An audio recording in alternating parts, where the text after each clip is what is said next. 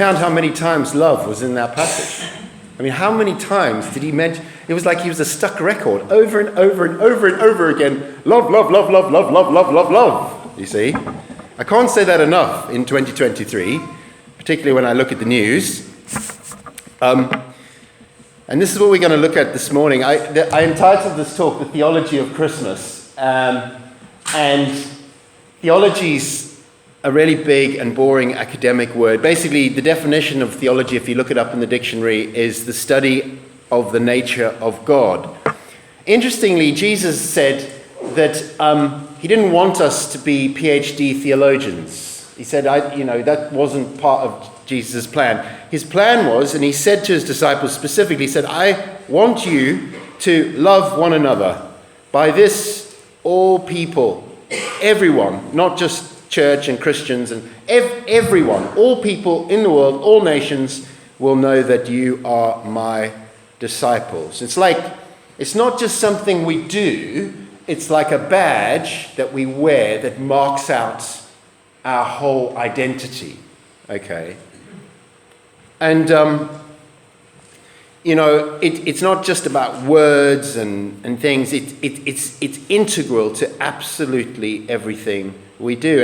And there we see it again in this letter that's just been read to us. Dear friends, love one another, for love comes from God. Everyone who loves God has been born of God. Whoever does not love does not know God, because God is love. Love, love, love, love, love. But what does love really mean?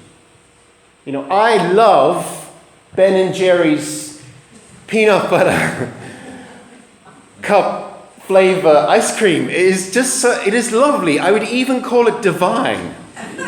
You see, because that's how they sell chocolates these days. It's like divine.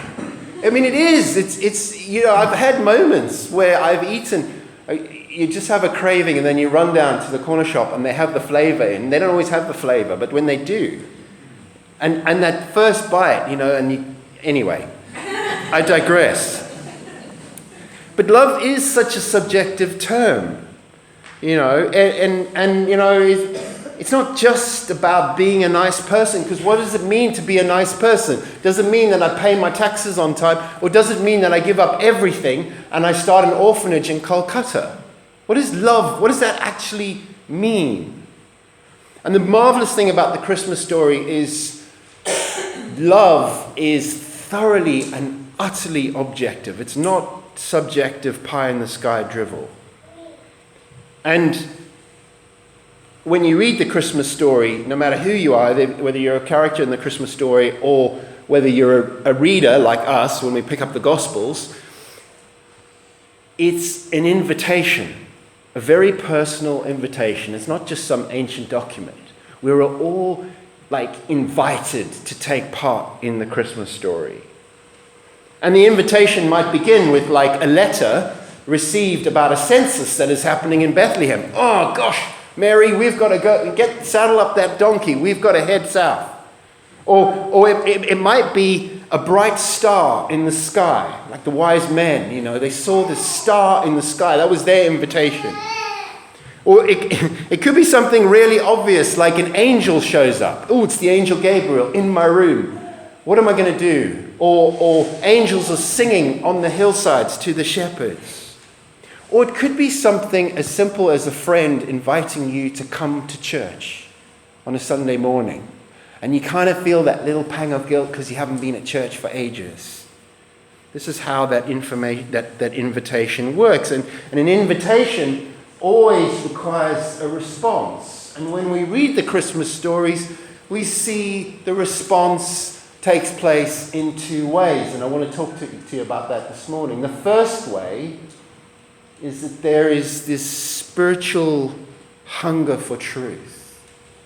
At the very core of what John is saying this morning is a truth claim. And it's an outrageous truth claim, absolutely ridiculous truth claim. He says there, right in the middle of the verse, he says, you got to love because of a reason. And the reason is this: he sent his one and only Son into the world that we might live through him. It's like God, the highest of the high, the Lord of the universe, made himself the lowest of the low. It's the craziest idea you could.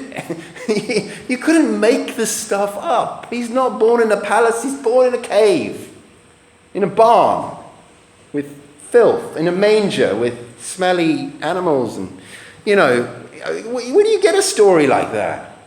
You see, and that's his truth claim. So you've got to you kind of wake up. You get the shock of the truth claim. It's like, yeah, really, yeah. It's like an angel in your room, you see. And then every single character in the Christmas story that we read about takes part in this spiritual hunger for truth. If you read the opening of Luke's Gospel, you can go home and read it. It's not myth or fairy tale. It's not set up like that. It's like reading something from one of Dr. Watson's novels about Sherlock Holmes. He says, many have undertaken to draw up the account of the things that have been fulfilled among us, just as they were handed down by us, by those who were first eyewitnesses and servants of the word. With this in mind, since I myself have carefully investigated everything, an orderly account, certainty, really? Really? Everyone is hungry for truth. Zechariah says to the angel when he shows up, how will this be since I and Elizabeth are very old? We were too old to have babies. The angel Gabriel shows up to Mary. He says, Mary, you are highly favored. You're going to have a baby. She turns to angel Gabriel. She says, how will this be? I've never slept with a man. I love that. She's totally rational. She's questioning. The shepherds, after seeing the angel, they don't go, cool guys, whatever. No, they say there in Luke chapter 2, let's go to Bethlehem and see what this thing is all about that has happened, you see. In other words, tell us more. Give us details. How can we verify this? My absolute personal favorites for 2023 are the wise men. These guys are not even Jewish. They live 500 miles away in Babylon. We have star charts in museums today that go all the way back to the 8th century BC of the way these guys studied the stars. They were star specialists. And they look up and they see a bright star in the sky. 2 weeks ago, I spoke about that star being a comet. And there's tons of evidence for that. And really well-known astronomers like Gary Cronk have actually gone back and traced this comet in the sky. Anyway, they see this star in the sky, and they can't help but kind of look at it. And so they search the Hebrew scriptures, and the Hebrew scriptures are in Babylon because the Jews were exiled in Babylon about 500 years before that. and they figure it out. They go on this truth quest, and they consult their star charts, and they set off on a 500-mile journey through bandit country and deserts and everything else. And I love that about them. And we know that they did their homework, you see, because in their camel knapsacks, they had gold, frankincense, and myrrh. And you know that because you've been at the Nativity story. But there's a problem with that. You see, in Isaiah 60, it's prophesied that they will come to the one who is Messiah, and all nations will come and bring him gold and frankincense, because that's what you do. You bring a king gold and frankincense in the ancient world. But you never bring a king myrrh. That's totally inappropriate. Why would you bring a king myrrh? Myrrh is an embalming fluid that you make dead bodies smell better. But in their knapsacks, they've brought gold, frankincense, and myrrh. That means that they haven't just been reading Isaiah 60, they've been reading Isaiah 53 and Psalm 22, these prophecies that prophesy about the suffering servant. Yeah, he's going to be a king, but he's going to suffer as well. And so by studying and searching the scriptures, and by going off on their discovery quest, they learn two pieces of truth, vital pieces of truth. They learn that Jesus is the Son of God, the Messiah, the King of all nations, come into the world. And secondly, they learn that Jesus has come to die to take away the sin of the world. And we see there that truth is not accepting something on blind faith. Truth is about questions and seeking and wrestling because this stuff is too big for our brains.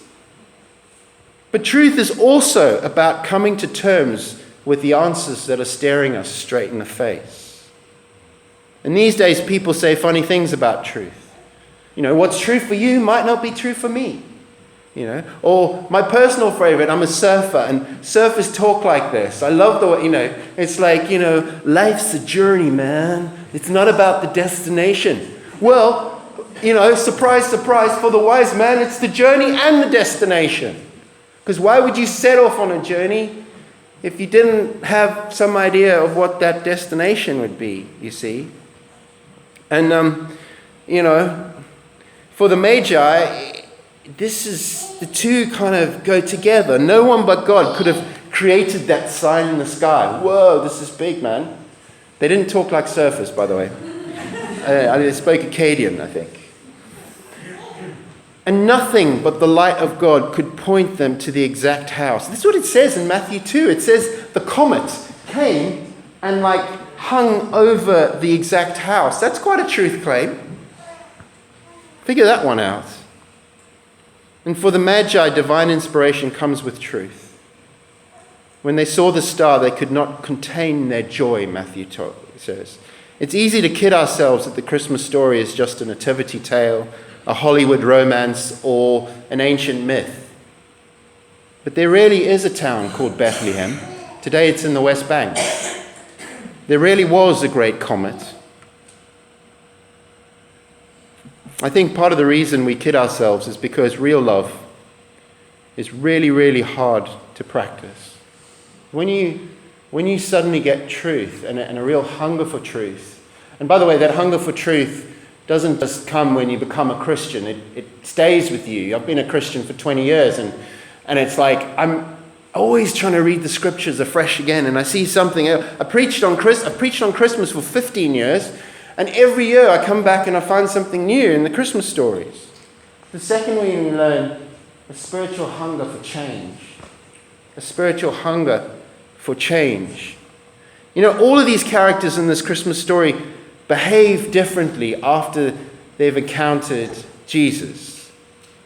I love the wise men. I said it's my personal favorite because the wise men, they come to this obscure, random little family in backwater Bethlehem, and they leave all their gold and frankincense and myrrh. I mean, we're talking camel loads of the stuff. And they just leave it. And they didn't leave it in the palace. At least you could have left it with Herod in the palace. Who leaves? What if they got the wrong house? What if the comet was sort of resting between houses and you didn't, you leave all your stuff. That's expensive stuff. The shepherds leave all their sheep on the hillside to go and see Mary and Joseph. They just leave their herd. You don't leave your herd. That's your income. Let's go. And it's not behaving rationally. They're behaving differently. And my personal favorite is, another personal favorite of mine in this story is that you'll know about Mary.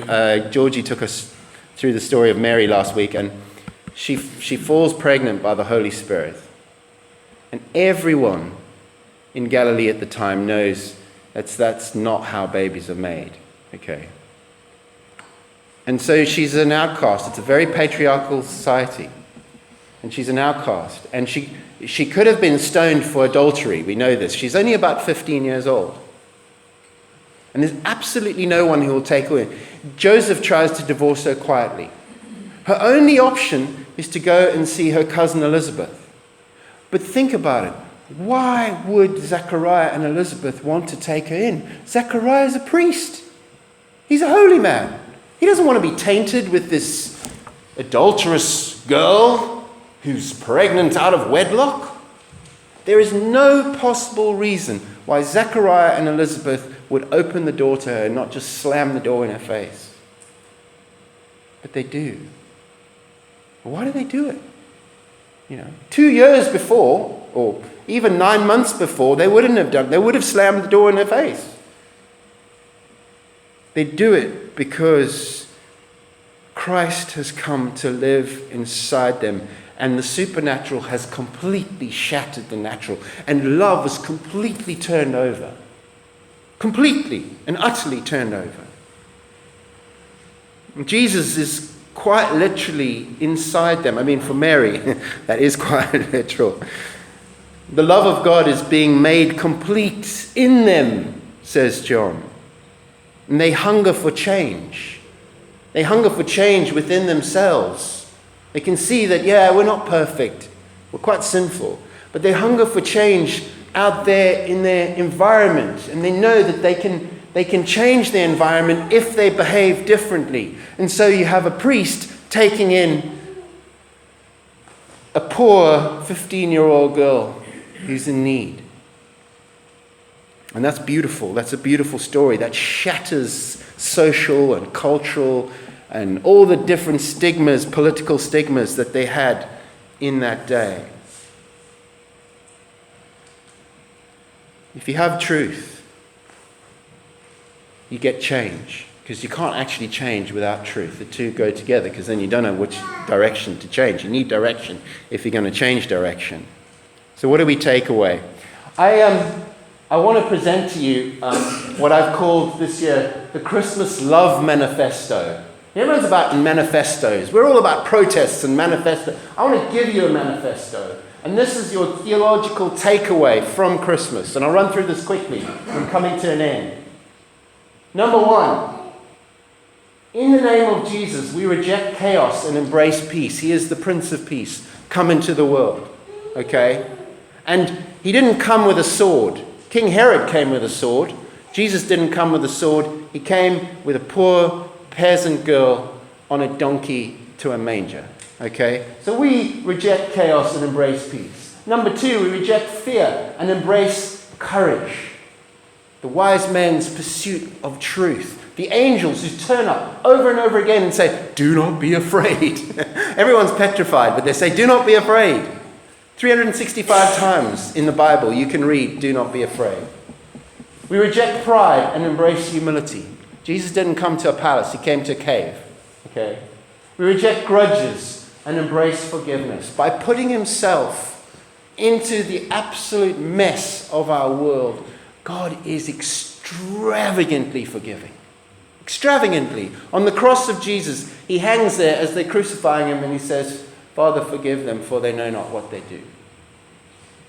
It's hard. This stuff's really hard. It's like going to gym. If you really want to live like this, because you'll change the world. We reject self-centeredness and we embrace extravagant generosity. God is extravagantly generous. He gives his one and only Son into the world. We should be extravagantly generous. Don't just buy presents for the people you love. Buy presents for the people you hate. You know, love your enemies, says Jesus, over and over again. We reject prejudice, all kinds of prejudice, and embrace the stranger. Hospitality, it's there, Hebrews 11:13, go and read it. We reject force and embrace the power of weakness. God doesn't work in force at Christmas, he works through weakness. Real love is not the strong exerting force over the weak. Real love is when the most powerful gives up his power for the sake of the weak. That's the Christmas story. We reject despair and embrace hope. How can you not? How can you not when you've gone through all of these other things? There is hope for the world. It's not hope in the material things that we see around us. It's not hope in war, it's hope in the supernatural realm. We reject deceit and embrace truth. John says anyone who hates his brother or sister is a liar. The one who loves is in truth. And ultimately, we stand up.